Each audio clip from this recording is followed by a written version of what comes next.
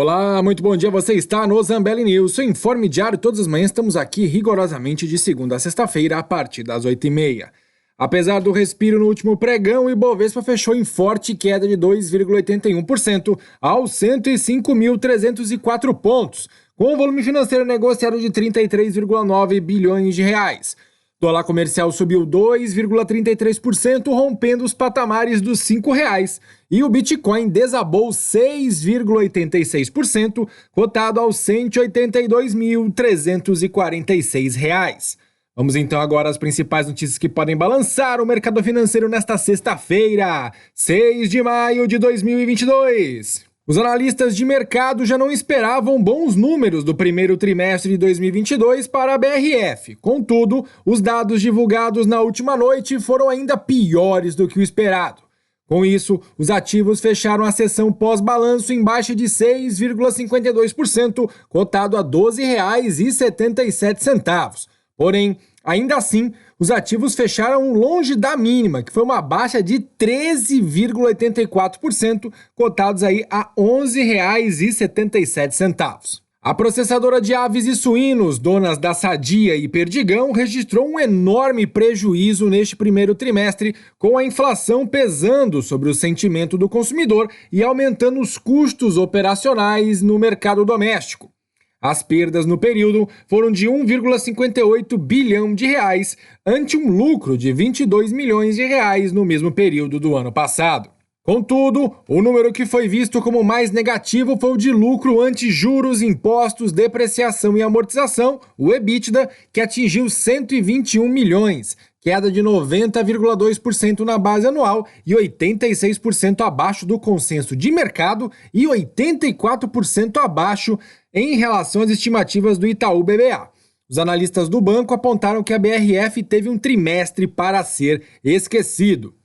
A operação brasileira foi responsável pela maior parte da surpresa negativa, avaliaram os analistas, já que o EBITDA ajustado atingiu a marca histórica de 411 milhões de reais negativos, contra uma estimativa positiva de 335 milhões de reais. Abre aspas. Já tínhamos uma visão conservadora sobre a história de investimentos de curto prazo da BRF, mas esse resultado traz um potencial negativo significativo para as estimativas. Revisaremos o nosso modelo assim que tivermos maior visibilidade do ritmo de recuperação após os impactos na cadeia de suprimentos da BRF, fecha aspas, afirmaram os analistas do Itaú BBA.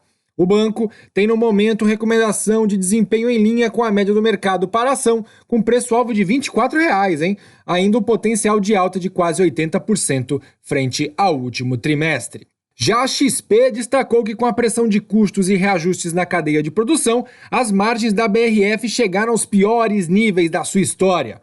Os analistas da XP apontaram que já esperavam resultados fracos, mas foram surpreendidos pelo lado negativo. Contribuíram para isso uma demanda abaixo do esperado no início do ano, reajustes das cadeias produtivas para aumentar os volumes e aumento dos custos impulsionados pela inflação no mundo e a perspectiva macroeconômica mais fraca no Brasil. A recomendação da XP é neutra para as ações da BRF. Já os resultados do primeiro trimestre deste ano para a TOTVS tiveram avaliações diferentes dos analistas de mercado, mas variaram entre visões gerais do balanço entre ligeiramente negativas e ligeiramente positivas. Contudo, a sessão desta quinta-feira foi fortemente negativa para as ações da companhia de tecnologia, com os papéis chegando a ter perdas de 12,37%, cotado a R$ 28,20, e fechando em baixa de 11,12% a R$ 28,60.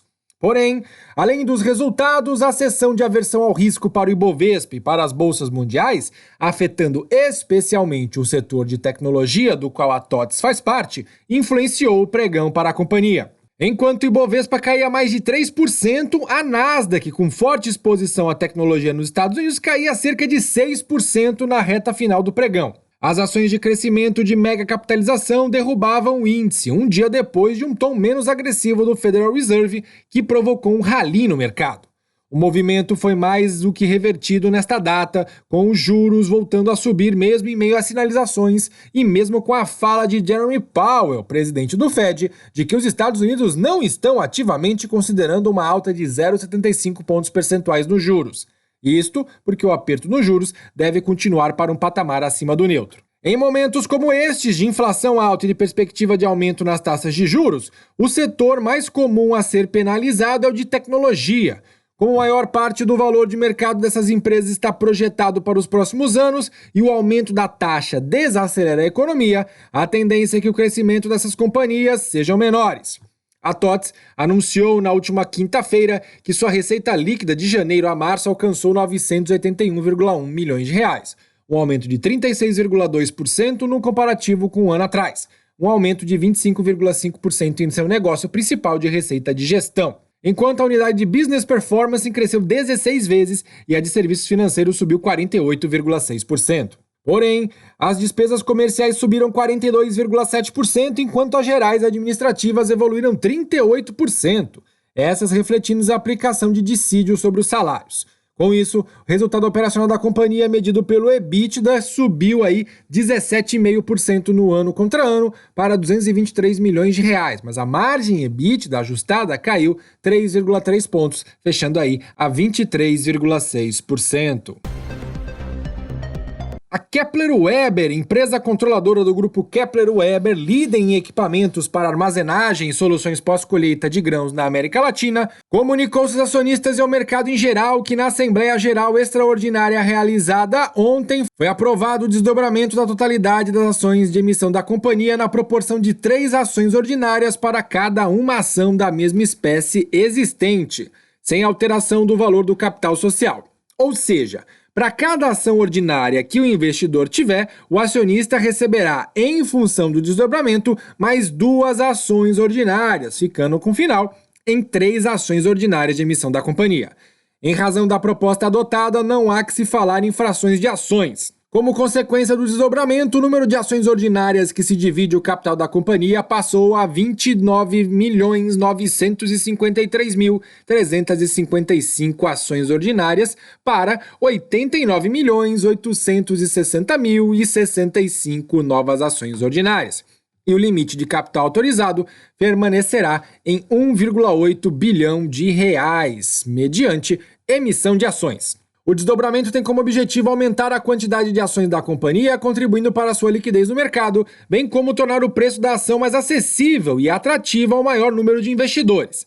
As ações ordinárias resultantes do desdobramento conferirão a seus titulares os mesmos direitos e vantagens atualmente existentes, incluindo dividendos e juros sobre capital próprio que vierem a ser declarados. A companhia informa aos seus acionistas que as ações de emissão da Kepler Weber passarão a ser negociadas ex-desdobramento a partir de hoje, 6 de maio de 2022, levando em consideração a posição acionária com database do dia 5 de maio. As ações resultantes do referido desdobramento serão creditadas aos acionistas no dia 10 de maio de 2022. Então, se ontem você tinha ações da Kepler Weber, parabéns, a cada uma ação você recebeu mais 2. E este foi o nosso Zambelli News de hoje. Pessoal, tenham todos uma ótima sexta-feira, excelente final de semana e na segundona a gente tá de volta. Obrigado por assistir até aqui e até o nosso próximo vídeo.